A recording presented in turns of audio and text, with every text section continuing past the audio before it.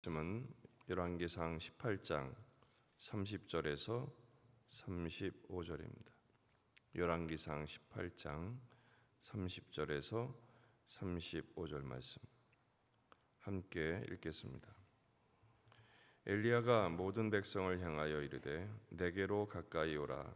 백성이 다 그에게 가까이 가매 그가 무너진 여호와의 제단을 수축하되 야곱의 아들들의 지파의 수요를 따라 엘리야가 돌 12개를 취하니 이 야곱은 옛적에 여호와의 말씀이 임하여 이르시기를 내 이름을 이스라엘이라 하리라 하신 자더라. 그가 여호와의 이름을 의지하여 그 돌로 제단을 쌓고 제단을 돌아가며 곡식 종자 두세 알을 둘 만한 도랑을 만들고 또 나무를 버리고 송아지 각을 떠서 나무 위에 놓고 이르되 통 넷에 물을 채워다가 번제물과 나무 위에 부으라 하고 또 이르되 다시 그리하라 하여 다시 그리하니 또 이르되 세 번째로 그리하라 하여 세 번째로 그리하니 물이 제단으로 두루 흐르고 도랑에도 물이 가득 찼더라. 아멘. 본문에 계시된 주님은 어떤 분이신가? 무너진 제단을 수축하기를 원하십니다. 바알과 아세라 선지자, 바알 선지자 450명, 아세라 선지자 400명, 850명과 또 엘리야 홀로 하나님의 불을 하늘에서 불을 내리는 것에 대한 대결을 벌이고 있습니다.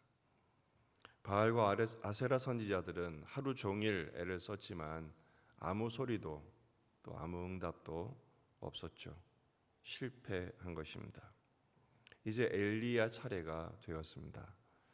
그렇다면 이제 시간도 벌써 저녁이 다 됐고 곧바로 달려가서 불을 내려달라고 기도할 만했죠. 하지만 엘리야는 그 전에 해야 할 일이 있었습니다. 백성들을 다 불러 모읍니다. 가까이 오라. 백성들이 가까이 가죠. 그러니까 불을 내리기 전에 정말 해야 될 것은 이 백성들에게 메시지를 주는 일이었다고 생각한 것 같습니다. 세 가지 퍼포먼스를 진행하고 있습니다. 먼저 30절을 보면 그가 무너진 여호와의 제단을 수축하되 그랬어요. 무너진 제단을 수축합니다. 수축한다는 단어는 우리가 잘 아는 히브리어가 있어요. 라파입니다. 라파. 여호와 라파가 뭐죠? 치료하시는 하나님. 그러니까 수축한다는 말이 그 망가진 제단을 치료하는 행위를 한 것이죠. 제단을 수리한 것입니다. 아마도 이세벨이 여호와의 선지자들을 멸할 때 제단도 망가뜨린 것 같아요. 이 일에 대하여 엘리야가 다시 이제 회복을 진행하는 것이죠. 구체적인 과정으로 31절을 보면 야곱의 아들들의 지파의 수요를 따라 엘리야가 돌 12개를 취합니다.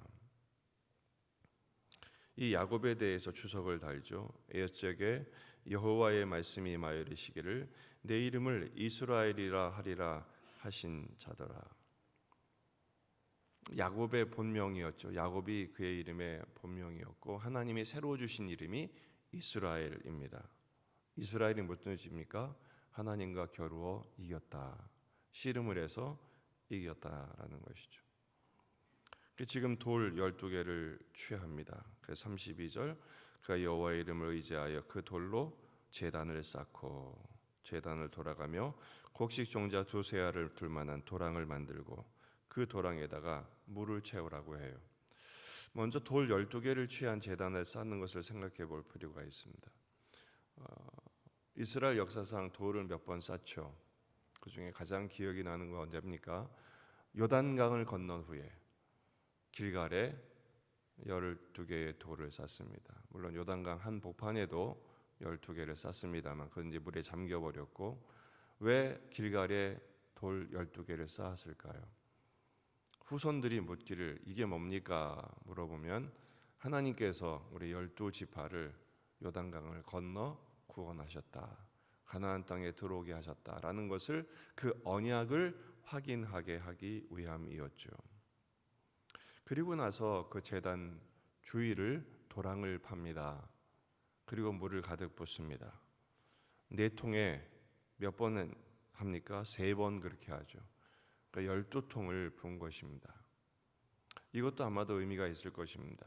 왜 12번이나 부었을까? 왜 물을 부었을까? 지금 비가 3년 동안 안 왔기 때문에 전혀 물이 없을 텐데요. 이 많은 물은 또 어디서 왔을까? 아마도 지중해 물을 퍼오지 않았을까? 그런 생각이 듭니다. 물을 부었다는 것은 무엇을 말해요? 깨끗게 한 것이죠. 그리고 나서 이제 하나님께 기도를 하죠. 오늘 본문에서 우리가 주목할 것은 이것입니다. 정작 엘리야와 백성들에게 필요한 것은 하늘에서 불을 내리는 일이었습니다. 그러나 그보다 먼저 할 일이 있다는 것이죠. 바로 우선순위가 바로 잡아져야 할 것입니다. 지금은 이미 늦은 시간입니다. 다급합니다. 그렇지만 엘리야는 해야 할 일을 했습니다. 여기서 우리는 영적인 교훈을 발견할 수 있습니다. 첫 번째는 제단을 수축하는 것입니다. 예배를 회복해야 하지요. 먼저 해야 할 것은 불을 내리는 것보다 예배가 회복되어야 하는 것입니다. 한번 우리 생각해 보면 좋겠어요. 나의 예배에 무너진 것은 없는가? 지금 제단이 무너졌죠? 이 제단은 하나님을 제사하는 것, 예배하는 것입니다. 이스라엘 백성들의 예배가 완전히 무너졌습니다. 그들은 바알을 그리고 아세라를 섬기느라 하나님을 섬기는 것을 소홀히 했기 때문입니다. 우리는 어제도 예배를 드렸습니다. 지금도 예배를 드리고 있습니다. 그 예배가 의무방어전이나 습관에 의해서 어쩔 수 없이 하는 예배라면 그 예배는 무너진 것입니다. 이 예배가 회복되려면 어떻게 됩니까? 하나님을 경외함으로, 하나님을 사랑하여 드리는 예배여야 합니다. 왜 세례 요한은 세례를 받으러 온 사람들에게 독사의 자식들이라고 독서를 퍼부었을까요? 그들은 진정한 회개를 위해서 온 것이 아니라 세례를 자신들의 죄 씻음을 위한 종교적인 의식으로, 자기 목적을 위한 방편으로 생각했었기 때문입니다. 요즘 어떻습니까? 참 핑계가 좋죠. 그래서 제일 먼저 포기하는 게 뭡니까? 예배입니다. 바빠서, 일이 생겨서, 아파서 제일 먼저 포기하는 게 예배입니다. 사실은 가장 우리가 목숨 걸어야 할 일이 뭡니까? 예배죠. 옛날에는 정말 예배에 목숨을 걸었습니다. 예배 한 번이라도 빠지면 하늘에서 불이라도 떨어지는 줄 알았어요. 그런 일은 없지만 그럼에도 불구하고 그렇게 예배의 우선순위를 두었는데 지금은 어떤 시대가 됐습니까? 가장 먼저 포기하고 뒤로 미뤄야 하는 일들이 되고 말았습니다. 제단이 무너진 것입니다. 예배를 위해서라면 모든 가치를 버릴 수 있는 용기, 목숨을 걸 수 있는 믿음, 하나님은 이런 예배자를 찾으십니다. 하나님은 영이시니 예배하는 자가 영과 진리로 예배할지니라. 우리의 예배의 중심이, 초점이 회복될 수 있기를 바랍니다. 두 번째는 언약을 회복해야 합니다. 돌 12개를 다시 모아서 그 제단을 쌓습니다. 창세기 32장 28절을 보면 그가 이르되 내 이름을 다시는 야곱이라 부를 것이 아니요 이스라엘이라 부를 것이라. 이는 내가 하나님과 및 사람들과 더 겨루어 이겼음이니라. 다시는 야곱이라 부르지 말 것이다. 이스라엘이다. 하나님이 새 이름을 주시죠. 하나님의 역사를 일어나게 하시기 전에 제일 먼저 하는 일은 이름을 바꿔주시는 것입니다. 아브라함이 아브라함 되듯이 지금 야곱을 이스라엘이라 부르게 하십니다. 하나님과 겨루어 이겼다. 야곱이 이겼다는 것이 아니라 하나님 져주신 거죠. 은혜를 베푸신 것입니다. 이것이 언약의 징표가 되어 앞으로 너는 나를 바라보고 살아라. 이게 하나님의 뜻입니다. 근데 오늘 본문을 보면 야곱의 아들들의 지파의 수요를 따라. 야곱은 옛적의 여호와의 말씀, 야곱이라고 말하고 있어요. 하나님의 이름을 새로 바꿔주시고 나서는 야곱이라고 하는 이유가 뭡니까? 너희들은 다시 내 언약을 잊어버리지 않았느냐. 이것을 지금 정확하게 지적하고 계시는 것입니다. 더군다나 돌을 12개, 야곱의 아들들, 이스라엘 아들은 12명인데 지파가 12개인데 지금 북이스라엘은 몇 개만 모여 있어요? 10개만 모여 있어요. 나라가 나뉘어 버렸잖아요. 이것을 지금 하나님께서 확인하기를 원하시는 것입니다. 나는 12개가 하나가 되기를 원한다. 하나로 모여 예배하는 민족이 되기를 원한다. 그래서 그 예배 속에서 너희를 복주고 회복되기를 원한다라고 주님은 말씀하고 계시는 것입니다. 그리고 믿음이 회복되기를 원하십니다. 물을 12통이나 붓게 하죠. 죄로 얼룩진 12지파의 돌을 씻어내게 하시고, 그리고 지금 불을 내려야 되는데 물을 잔뜩 붓은 것은 무엇을 말합니까? 그 불이 얼마나 강력함에 대한 믿음을 확인하기를 원하시는 거예요. 여러분, 세상을 이기는 그리스도인들의 무기는 돈이겠습니까? 힘이겠습니까? 뭐겠습니까? 믿음밖에 없지 않습니까? 요한일서 5장 4절, 무릇 하나님께로부터 난 자마다 세상을 이기느니라. 세상을 이기는 승리는 이것이니 우리의 믿음이니라. 다시 우리가 일상을 시작합니다. 한 주의 첫날을 출발하게 됩니다.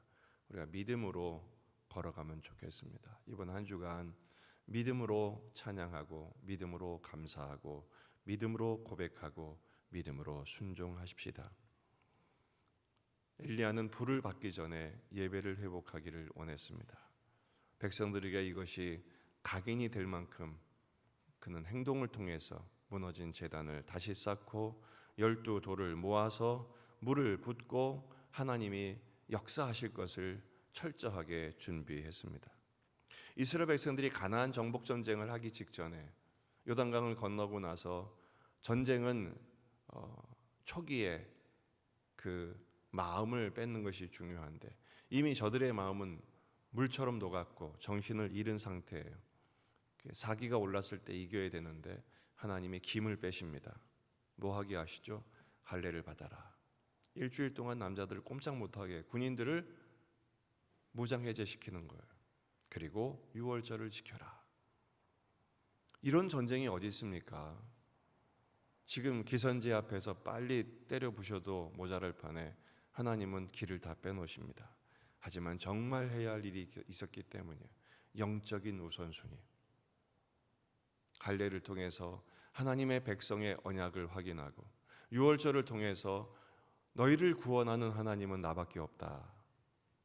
하나님께서 구원자이심을 확인하게 하시는 하나님과의 관계를 명확하게 하시고 그리고 전쟁하게 하시죠. 늦지 않았습니다. 오히려 승리하게 하셨습니다. 우리의 영적인 전쟁도 마찬가지입니다. 우리의 전쟁은 총과 칼로 하는 전쟁이 아니라 예배와 기도와 말씀으로 하는 전쟁인 것이죠. 그 말씀 앞에 순종해야 하는 것입니다. 하나님을 경외하고 하나님을 사랑하는 예배, 그리고 하나님께 간절히 기도하며 주시는 말씀에 순종함으로 이겨내는 전쟁, 순종하는 만큼 승리하게 하시니까요. 여러분, 하루를 시작할 때 우리가 이렇게 하나님 앞에 예배로 시작하듯이 우리의 영적인 우선순위가 항상 견고하게 세워질 수 있기를 바랍니다. 가장 영적인 것이 가장 현실적인 것입니다. 현실적인 것에 붙들려 영적인 우선순위를 놓치지 않는 저와 여러분이 될 수 있기를 주의 이름으로 축원합니다. 기도하시겠습니다. 오늘 말씀을 붙들고 우리 자신과 가정과 교회와 이 지역의 복음화, 민족의 복음화를 위해서 기도하십시다. 환우들을 위해서, 항암 투병을 하고 있는 우리 가족들을 위해서 이번 한 주간 우리에게 주어진 삶의 숙제를 주님께 맡겨드리며 오늘 종일토록 영적인 우선순위가 바로 세워질 수 있도록 말씀을 붙들고 기도하시겠습니다. 다 같이 기도하겠습니다.